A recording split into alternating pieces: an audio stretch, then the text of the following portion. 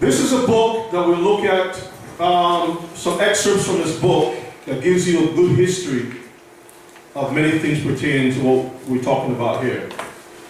It says, as philosopher Soren Kierkegaard once put it, quote, "Life is lived forwards, but understood backwards.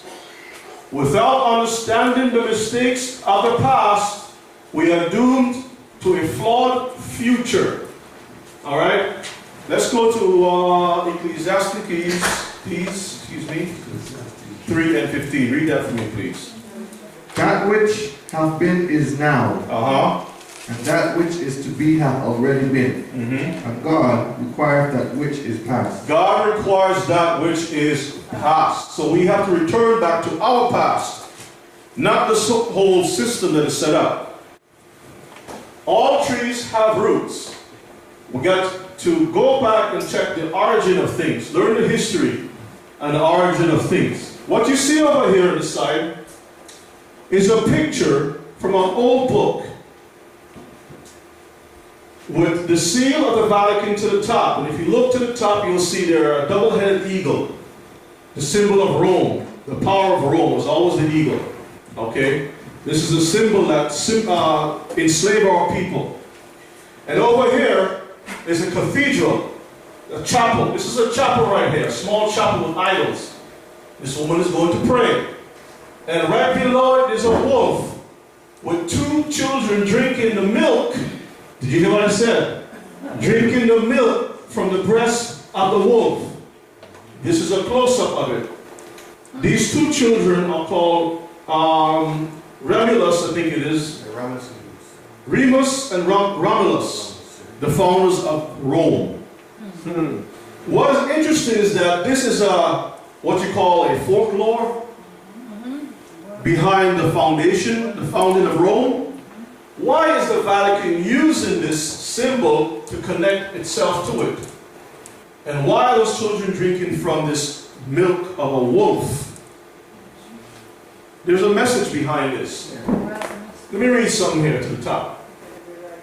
We are taught to obey our denomination or movement and never to challenge what it teaches. If the truth be told, we Christians never seem to ask why we do what we do.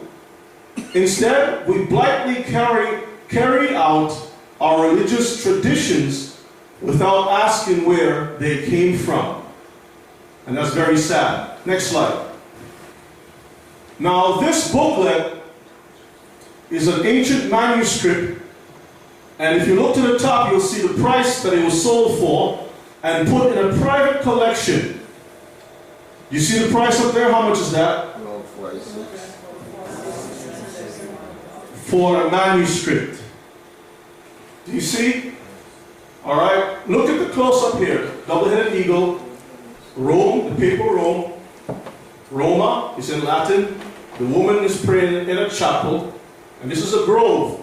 Grove. See? And you see the wolf and the two children all tied together. Romulus and Remus are the twin brothers and central characters of Rome's foundation myth. Notice the double-headed eagle, papal symbols, as we said before. Next slide. As you read through the following pages, you may be surprised to discover that a great deal of what we Christians do for Sunday morning church did not come from Jesus Christ, the apostles, or the scriptures. Nor did it come from Judaism. After the Romans destroyed Jerusalem in 70 AD, Judaic Christianity, that's the Israelites following the Messiah, waned in numbers and power. Gentile Christianity dominated. That's the Roman system. And the new faith began to absorb Greco-Roman philosophy and ritual.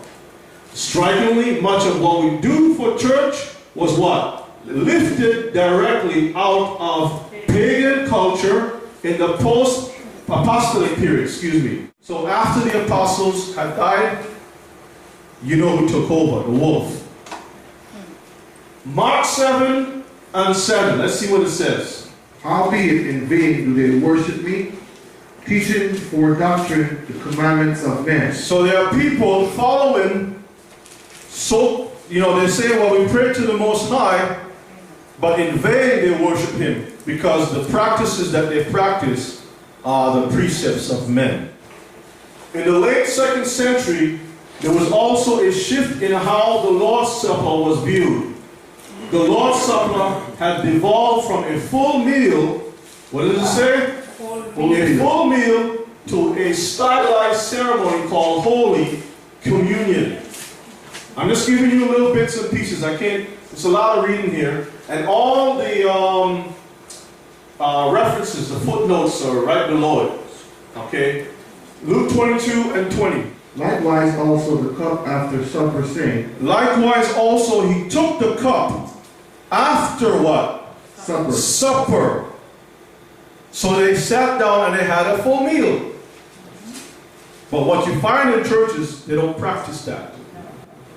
We give you a little something like this, a little bread wafer. This is a sun object, shaped as, like a sun, because you're worshiping the sun.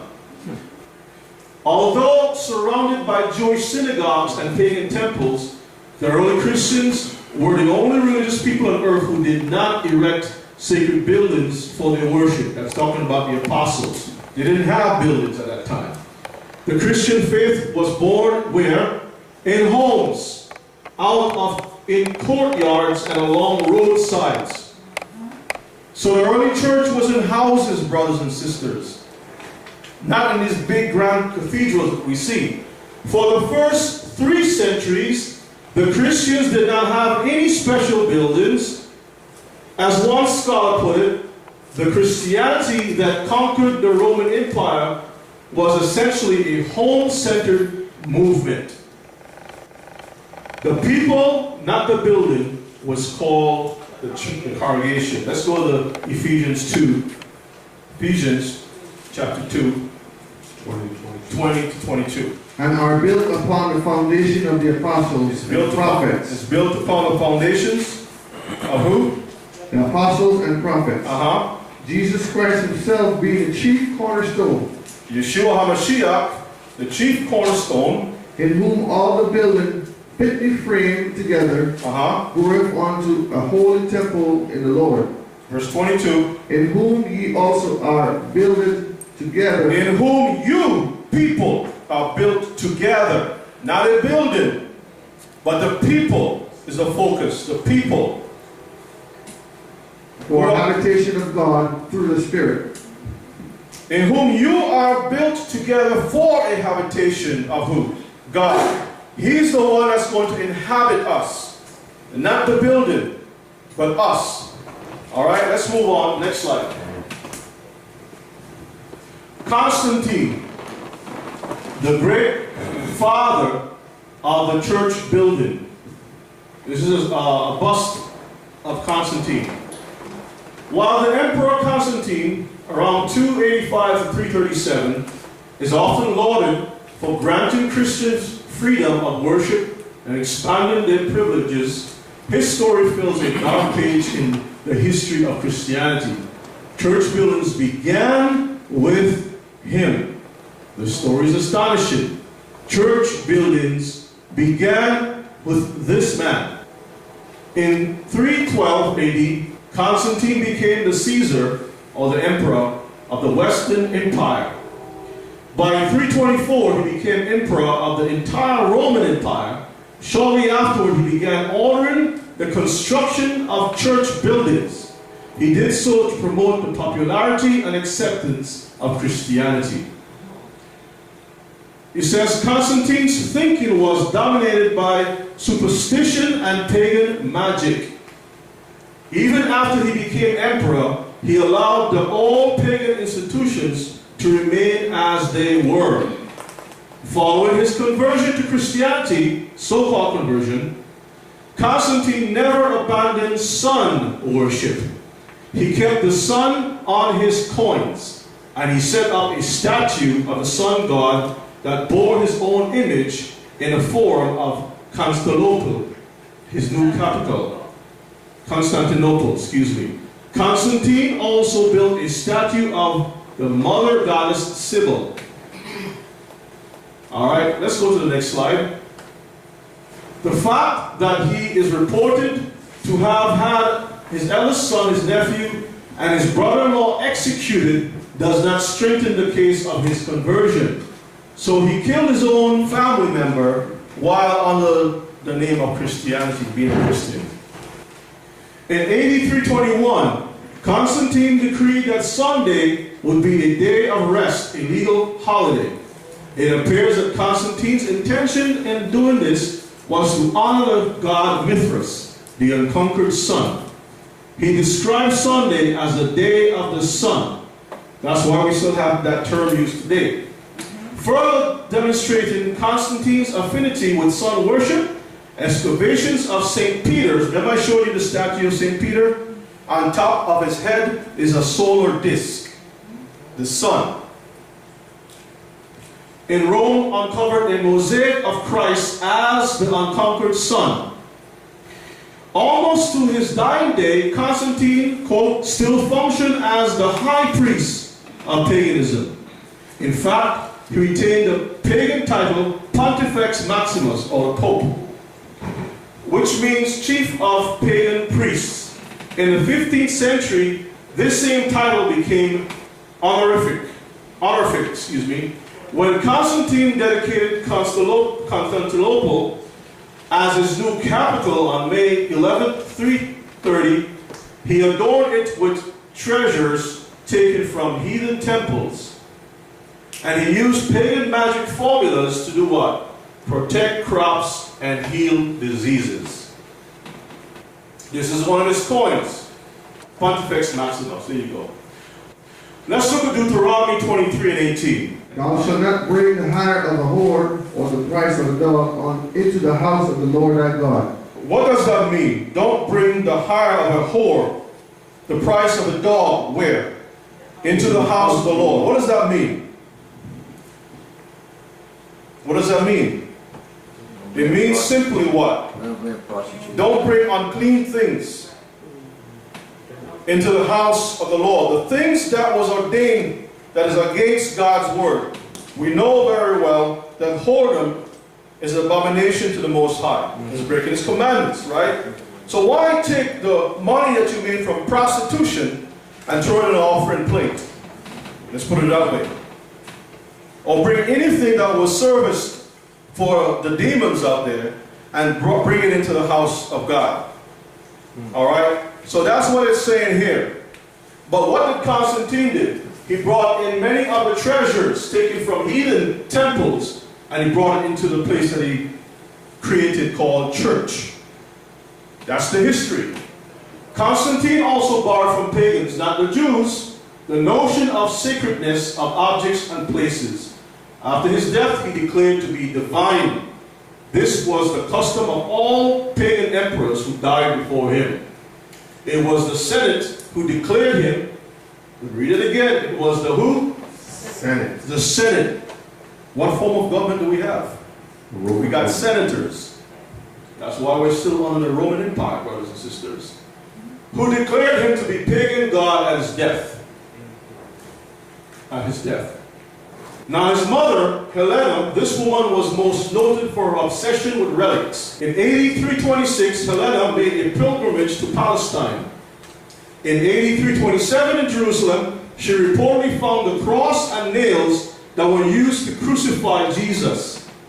It is reported that Constantine promoted the idea that the bits of wood that came from Christ's cross possess spiritual powers. That's why you find these pastors having these things for sale. Different things that they're selling. Crosses. And he got power. He's going to pray over his cloth and give it to you, and all kind of different things. This is where they get that from. This is a shrine of Constantine's mom, his mother. She's deified as a goddess. All right? She's supposed to be the Mary. She's called Saint Helena.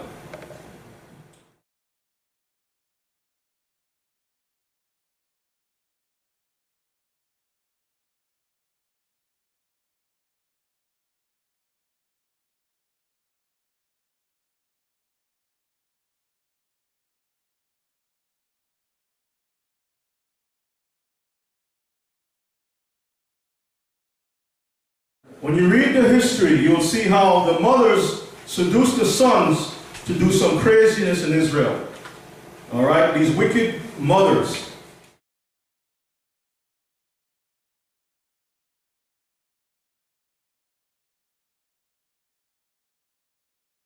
When you have some time, you can go back to 1 Kings 14 and read the rest of it, and you'll see, get everything in context. But right now, I'm just kind of going through some real quick points. So this king now did what was right. Let's see what happened. And he took away the Sodomites out of the land. He took the Sodomites out of the land because many of these kings allowed the Sodomites to come in the land. Go ahead. And removed all the idols that his father had made. He removed the idols his father made. And also much of his mother. He also removed his mother. Even her he removed from being queen. Why did he remove her from being queen? Because she had made an idol in the grove. In the grove she made an idol. And Asa destroyed her idol and burned it by the brook Kidron. So we can see the history of destroying the wickedness out of Israel. But you can see with Constantine how Constantine and his mother got together and set up this whole wicked religion called Christianity. They were the ones involved. And history has it that the story of Nimrod, when you read behind the scenes with history, Nimrod's mother was the influencing power behind the man Nimrod, who set up the first one world system of worship. Her name was called Semiramis. Okay? Alright. And legend has it, I'm not sure, I didn't confirm it, that these two had relations with each other like husband and wife. Same thing with Nimrod. Nimrod did the same thing with his mother. He was married to his mother and he got killed for that. Okay? Alright, let's go to the next slide. Let's go to the next slide. Let's look at graveyards. You ever wonder, remember the question was asked, why certain things are the way it's set up? How come there's graveyards by the churches? How come you pass a church, you see a graveyard? Isn't that kind of odd when you see those things? Let's see what it says here. Graveyards were usually established at the same time as what? The building. So it wasn't like after somebody died you put it. You had it part of the planning to put a graveyard. Of the relevant place of worship, which can date back to the 8th and 14th centuries. That means that the disciples didn't practice that. Alright, these are later things. And were often used by those families who could not afford to be buried inside or beneath the place of worship itself. The place of worship is supposed to be set apart, consecrated unto the Most High. Amen. The dead defiles the place of worship. Amen. But these people set up a system where the dead can be beneath the place of worship itself. That means to say, when you go to some of these churches, these old churches, you don't even know what's below you when you have in service.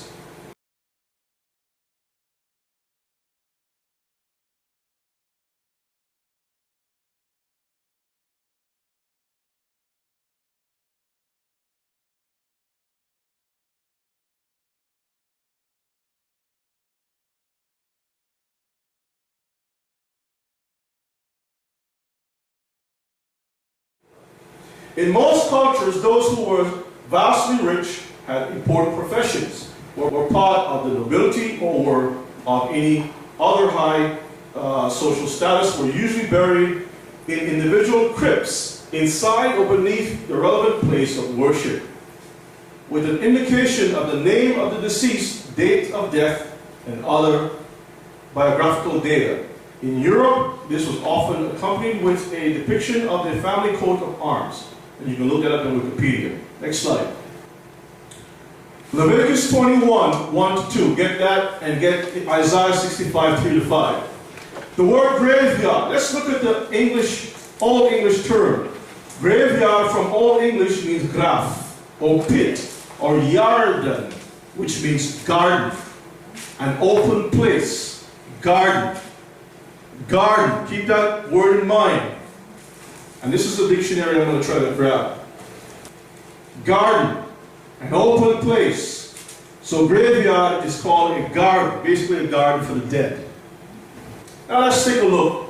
Constantine's building program. Following Helena's trip to Jerusalem in AD 327, Constantine began erecting the first church buildings throughout the Roman Empire, some at public expense.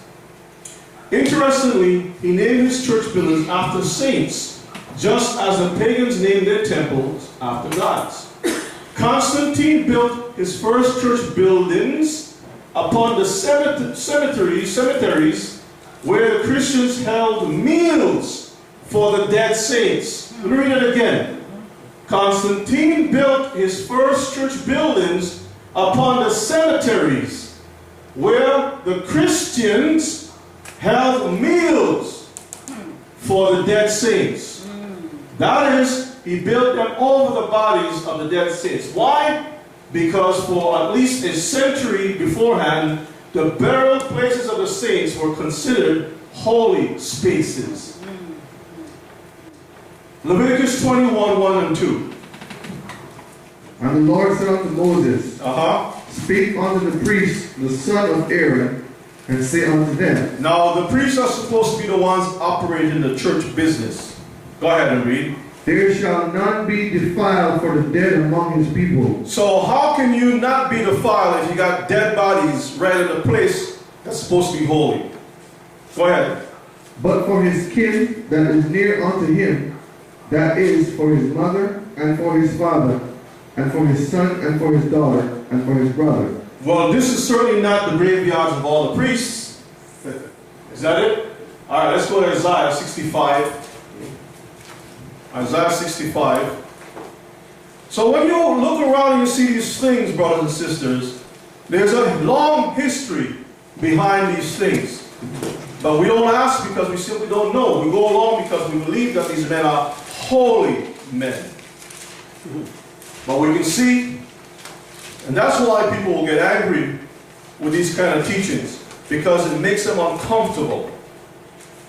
Isaiah 65, 3 to 5. Go ahead and read. A people that provoketh me to anger continually to my face, that sacrifice in gardens. Where did they sacrifice? In gardens. Where did they sacrifice? In graveyards. In the graveyard. Go ahead and read. And burneth incense upon altars of brick, Which remain among the graves. Graves and gardens. Graves and gardens. Go ahead. And lodge in the monuments which eat swine's flesh. Wait a minute. It says Christians held meals. What kind of meals? Read that again. Eat swine's flesh. They eat the swine flesh. And broth of abominable things. And they have their soup and their broth or whatever it is. Go ahead. In their vessels. In their vessels, in the gardens, or in the graveyards. You see the Bible talks about that. It's right there in the Word. You want to say something? Yeah, because most people in England, especially for lunch, they go in the graveyard. That's right. For lunch, they go in the graveyard and have a picnic, basically. Go ahead and read. Would say, stand by thyself, come not near to me, for I am holier than thou. So they say, oh, we're holy, we're doing a good thing, righteous thing. These are a smoke in my nose. So these people perform these wicked witchcraft ceremonies, and they come before God and say, we are holy.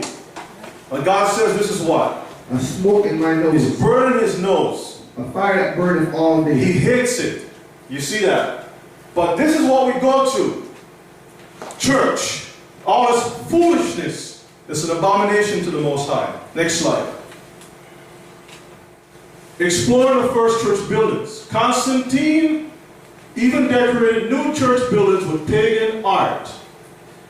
He also favored it because of his fascination with sun worship. Basilicas were designed so that the sun fell upon the speaker as he faced the congregation. Like the temples of the Greeks and Romans, the Christian basilicas were built as a facade front facing east. So you can see, that's why when you go to churches, you see a sun symbol that will cast the light down on the person speaking to present themselves as if they are gods. And look at all the pagan art that you find in churches. Everything was designed for a reason. A reason, brothers and sisters. That's why we've got to be very careful and understand this truth. Let's go to the next slide. Sun images. Deuteronomy 17, 2-4. Ezekiel 8, 6 and 16.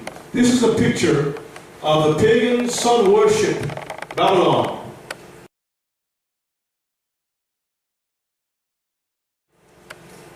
Being deified, and people worshiping the sun. Okay? And as you can see over here, in this so-called chapel, right in the back, you find the sun symbol, but it's shaped like a womb, like the opening of a uterus. You see that? That's the symbol of the mother and the son, Mary and the son worship.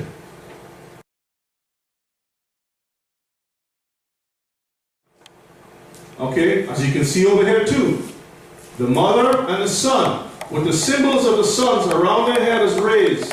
Sun images, Deuteronomy.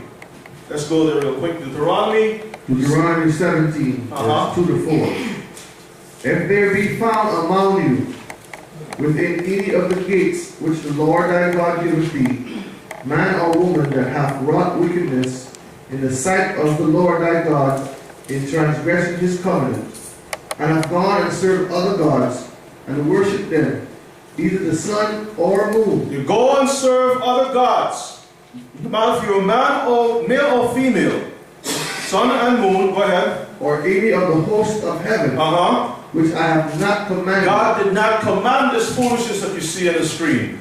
Go ahead. And it be told thee that thou hast heard of it, and inquired diligently, and behold, it be true, and the thing certain, that such abomination is wrought in Israel. So you see, God gives us instructions to check things out and make sure it's correct, so you won't be transgressing against him.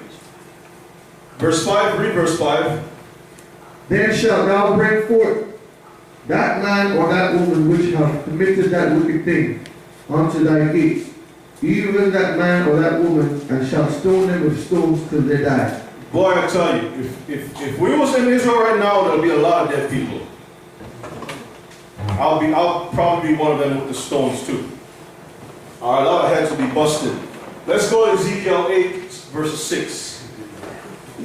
A lot of busted heads. Ezekiel 8 and 6. Ezekiel chapter 8, verses 6 and 16. Ezekiel He 8. said, furthermore unto me, Son of man. So God is speaking to Ezekiel to reveal certain crimes that were committed in Israel. Seest thou what thou do? Even the great abominations that the house of Israel committed here, that I should go far off from my sanctuary. So Israel is doing some wicked things that God says, I got to leave the sanctuary. I can't stick around here. This is too much for me to deal with. He says that I should depart far off from my sanctuary. Go ahead. But turn thee yet again, and thou shalt see greater abominations. Look one more time, you can see some greater abominations. Verse 16. And he brought me into the inner court of the Lord's house. Whose house? The Lord's house. When they call the churches the Lord's house, read on. And behold, at the door of the temple of the Lord. Even in the door of the temple of the Lord. Between the porch. Between the porch and the altar. Were about 25 men. 25 men, like Christmas, 25th day. With their backs toward the temple of the Lord. And their faces towards the east. Their faces toward the east. Where does the sun rise from? The east. The east. Why do we have early sunrise worship? To worship the sun. To worship the sun. Go ahead. And they worship the sun toward the east. They worship the sun towards the east. Next slide. This is the Pope, the current Pope. What does he have up in his hand? The sun. You can't tell me that these people are not worshiping the same abominations God says is abomination to him. Look at the altar. Look at these guys bowing at the lifting up of the sun. Do you see that? Yeah. Next slide. There goes a shrine with Mary, with the sun in the middle of her heart. and a Muslim symbol right below her, because Islam came out from the Vatican. And most people don't know that. That's a class by itself. There goes the cross. The cross of the so-called Jesus is smaller than the mother, because it's all about worshiping the wicked mother versus the son himself. Now, this is a picture. We can look at that later on if we have some time.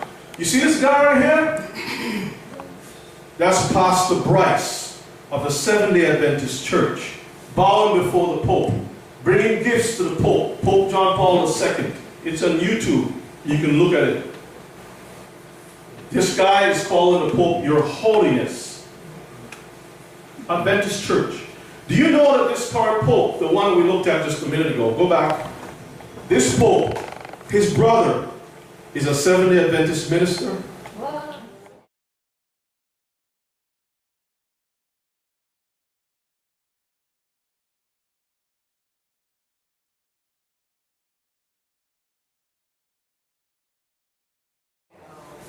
Let's go on. Back. He's a Jesuit. And they're all Jesuits. Yes. Go back. Go forward. All right, let's take a look at some of these things. You can see Helena right above here. Remember Constantine had his mother erected? Yeah. If you go back, remember you see this picture with Constantine's mom? Yeah. That's her right there. And she's hovering over the Pope's seat, the chair.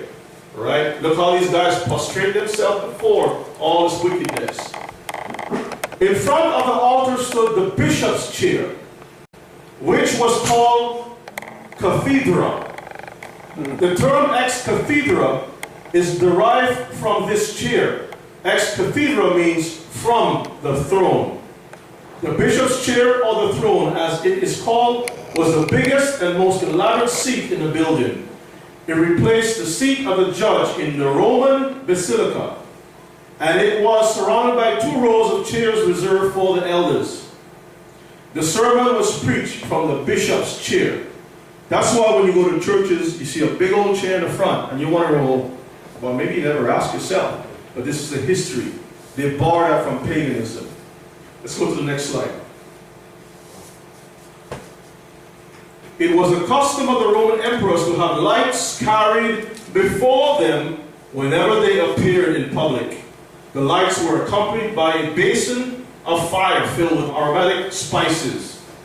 Taking his cue from this custom, Constantine introduced candles and burning of incense as part of the church service, and they were brought in when the clergy entered the room. All these features were borrowed from Greco-Roman culture and carried straight into the Christian church. 4th century Christianity was being profoundly shaped by Greek paganism and Roman imperialism. So we can see how everything was borrowed from the past. As one Catholic scholar wrote, with the coming of Constantine, various customs of ancient Roman culture flowed into the Christian liturgy. Even the ceremonies involved in the ancient worship of the emperor as deity or god found their way into the church worship only in secularized form. Next slide. Should these things ordained unto devils be utilized in the Lord's business? You got this man bowing down to this sun here, and he got incense in his hand. This is the current pope. He has his incense flashing back and forth to this black Mary and this black Jesus over here, which is the true colors of our people, because they know the truth. Let's go to 1 Corinthians 10. 1 Corinthians chapter 10, verse 20 and 21. But I say that the things which the Gentiles sacrifice, they sacrifice to the devil. I say the things which the Gentiles sacrifice, they sacrifice to devils. And to who? And not to God. So when they think that they're doing these things to God, they're sacrificing those things. They're doing things to demons. These church buildings are buildings erected for demons. Continue. And I would not that they should have fellowship with devils. We are not supposed to have fellowship with demons. All the churches came out from Mama Rome.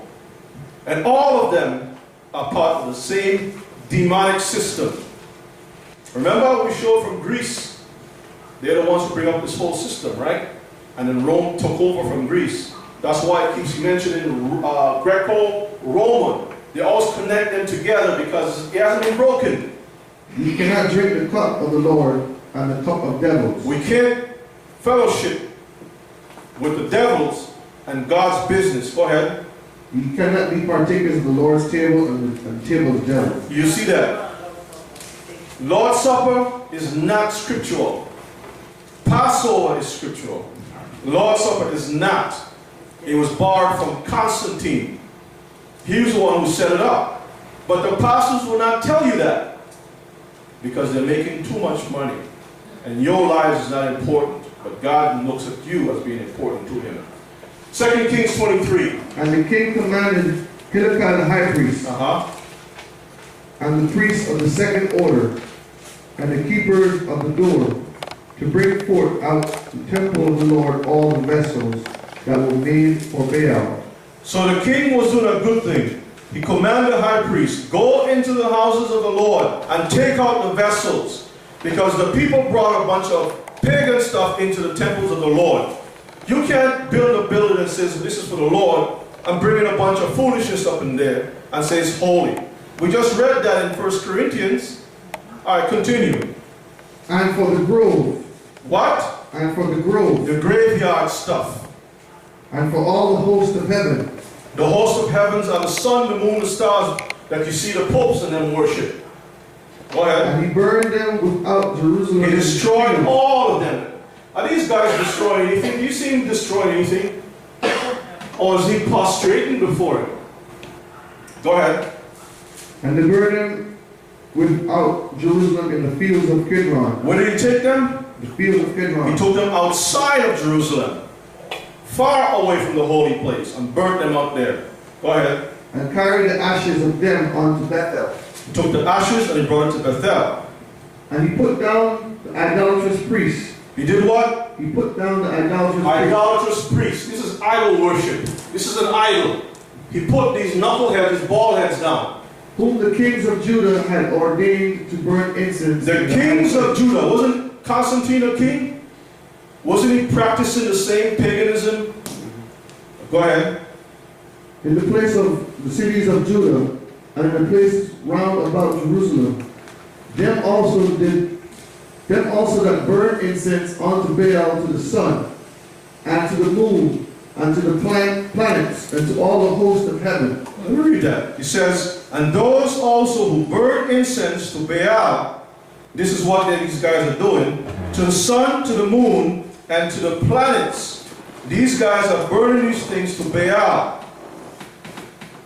And he brought out the grove from the house of the Lord, without Jerusalem, unto the brook Kidron, and burnt it at the brook Kidron. Now, it says groves in the English translation, but it's actually Ashereth pole. Ashereth is where we have the term Easter from. Easter comes from Ashereth. These are just variations of the words. All right, go ahead. And stamped it small to powder. He made it into powder. And cast the powder thereof upon the graves of the children of the people. He cast it upon the same ones who set up this foolishness. This is the fire. It's going to be on your graves. In other words, you guys are going to pay for this judgment on you all. Okay? Jeremiah 7, verses 8 to 10. Behold, ye trust in lying words that cannot profit. Will ye steal, murder, and commit adultery, and swear falsely, and burn incense unto Baal? You trust in lying words. Who's the one giving the lying words? These guys right over here, called pastors, priests, and so forth, bishops. They're lying to the people. Go ahead. Will you steal, murder, and commit adultery, and swear falsely, and burn incense unto Baal, and walk after other gods whom ye know not? And come and stand before me. And come and stand before me. In this house. In this house. Which is called by my name. Which they call Church of God. Adventist Church. Church of Holiness. This church, that church. They give all these titles. Jehovah, this, that, you name it. But they're doing things that is lying words. And doing things contrary to what is written in the Word. Go ahead. And say, we are delivered to do all these abominations. That's why they have revivals. We are delivered. And the preachers preaches wonderful messages. And all this foolishness goes on in there. But it's not of the Lord. Is this house which is called by my name become a den of robbers in your eyes? Behold, even I have seen it, saith the Lord. All right. But you can see clearly, brothers and sisters, something is wrong. Something is wrong with the water that we've been drinking from. The stream is polluted.